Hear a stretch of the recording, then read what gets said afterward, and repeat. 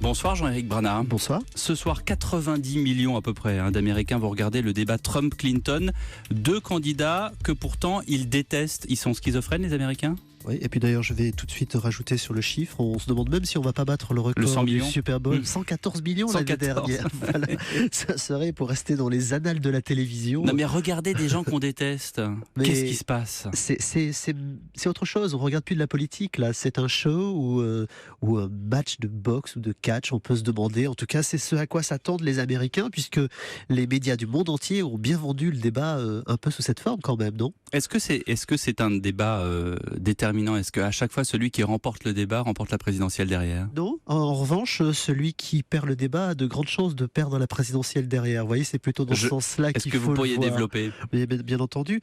On a eu au cours de tous les débats dans l'histoire des débats, le premier étant en 1960 à la télévision, des événements qui ont fait que quelqu'un a perdu. Par exemple, en 1960, Nixon, qui s'était fait mal à la jambe juste avant, était un petit peu malade et ça se voyait à l'écran, mais ça s'entendait pas à la radio. Et ceux qui ont écouté à la radio ont dit il est vraiment bien ce Nixon, c'est lui qui va gagner. Mais tous ceux qui ont vu l'image l'ont trouvé blafard.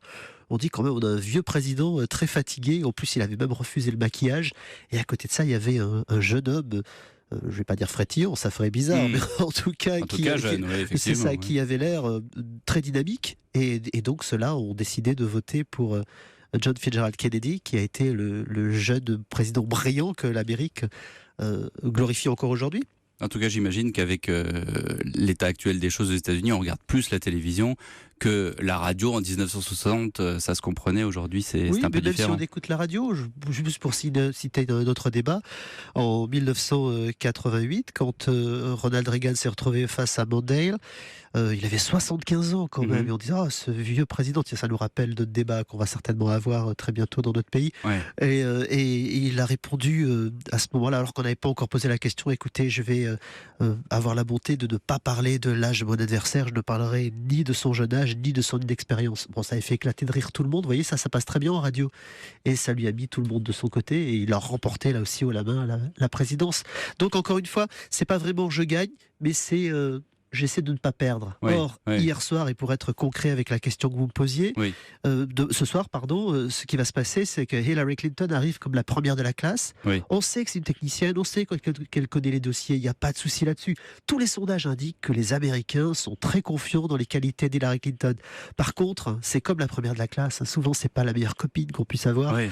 Donc, on n'a pas vraiment envie de l'inviter à l'anniversaire ou de faire la fête. Et là, c'est un peu ce qui se passe aussi cette fois-ci pour Hillary Clinton. C'est ça, en fait, on dit souvent qu'Hillary Clinton est rompue à l'exercice, mais Donald Trump, c'est un véritable showman. Oui, elle a quand même fait 30 débats dans sa carrière politicienne. C'est pas rien, 30 débats quand même. Hein. Plus rien ne peut lui faire peur, même l'imprévisible Trump, qui peut tout d'un coup arriver avec, employer un terme militaire, un scud absolument pas aperçu au loin. Et peut-être que le scud sera justement ce qu'on n'a pas prévu, c'est-à-dire qu'il n'y en aura pas.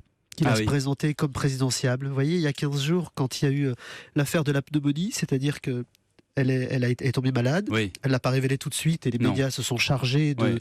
On lui a reproché ça, justement, d'avoir un peu caché sa vraie justement, maladie. les médias se sont chargés de lui reprocher, alors que là, justement, alors qu'on attendait Donald Trump pour asséner le coup final, il a fait exactement le contraire. Il a dit, moi je lui souhaite un bon rétablissement parce qu'autant qu'elle revienne dans le match, je vais pas taper sur une ambulance, on va attendre qu'elle revienne.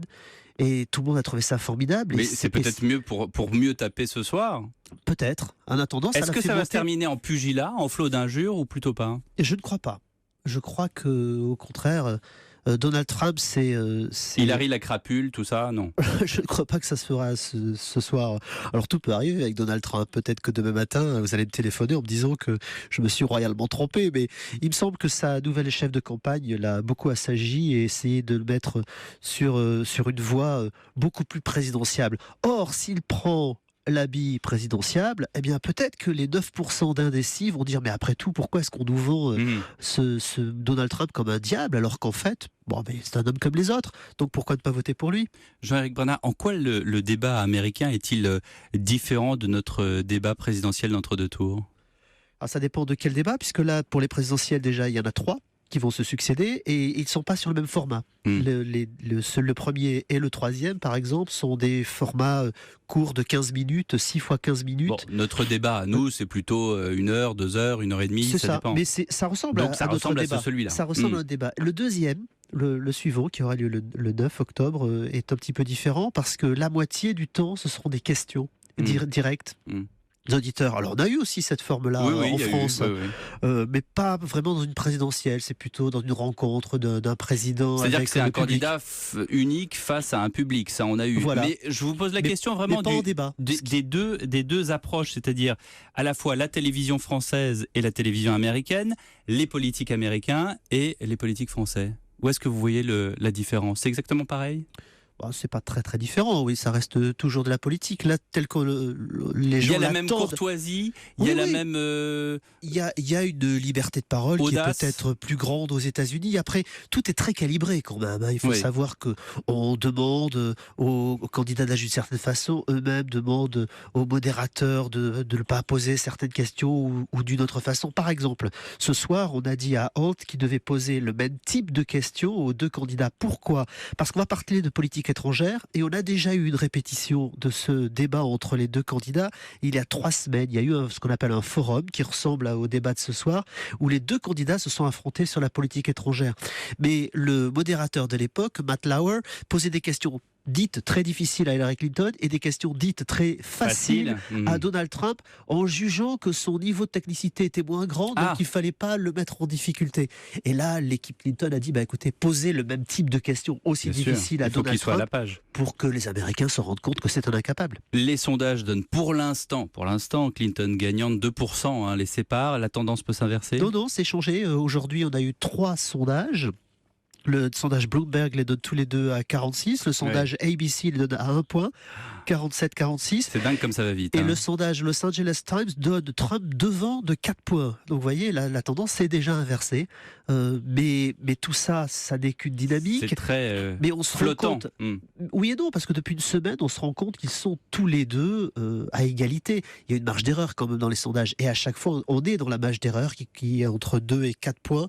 Donc quand on dit qu'il y en a un qui est devant à 2 points, c'est peut-être le contraire. On a vu ça dans les primaires où Donald Trump était très souvent donné perdant et au final gagnait de 1 ou 2 points parce que dans la marge d'erreur, on n'avait pas réussi à déterminer que c'était lui qui était devant, tout simplement parce qu'il y a des gens qui ne voulaient pas le dire, donc ils se réservaient pour le vote.